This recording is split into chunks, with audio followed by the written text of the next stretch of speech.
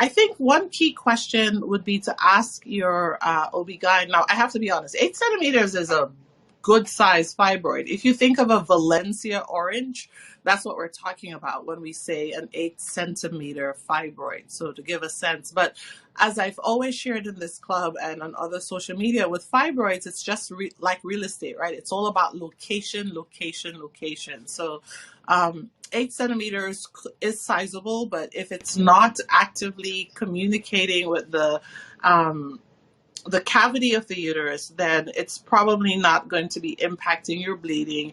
If it's not located somewhere near, say, your bladder or your rectum, you probably won't notice it having issues with it. But at the same time, it's really important to recognize that fibroids can cause different symptoms. And so sometimes simply telling someone, let's wait for menopause because you're 2 years away, might not be helpful if your fibroid is either causing what we call bulk symptoms, which is either it's making a very visible pooch and you can see it and you can feel it, which many people can. They can feel their fibroids when they get to that certain size, depending on where they're located. For others, if it's putting pressure on your bladder, where maybe, the slightest fill of your bladder, you need to go pee, meaning, you can't even hold in your pee for an hour because it's pressing on your bladder. Then if you're going to a bathroom almost every hour to pee, that's a bulk symptom.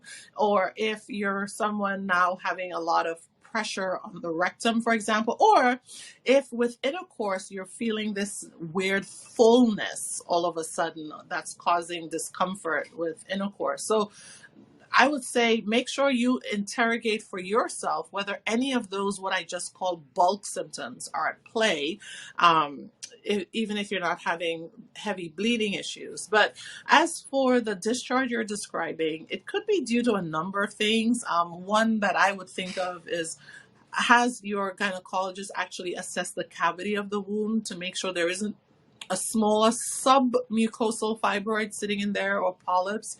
As I recall, when you shared, you were having bleeding issues. So I would hope they looked in the cavity, because without a look in the cavity, they might actually have been distracted by the big 8 centimeter, but missing the smaller symptomatic fibroid in you. And so I would make sure you just follow up with them and ask those smaller details, which is, okay, I understand I have an 8 centimeter fibroid and I've been thinking about the counseling to wait, but I also wanted to make sure that there weren't other fibroids that were probably perhaps smaller, but in more manifesting areas, such as sitting in or near the cavity, etc.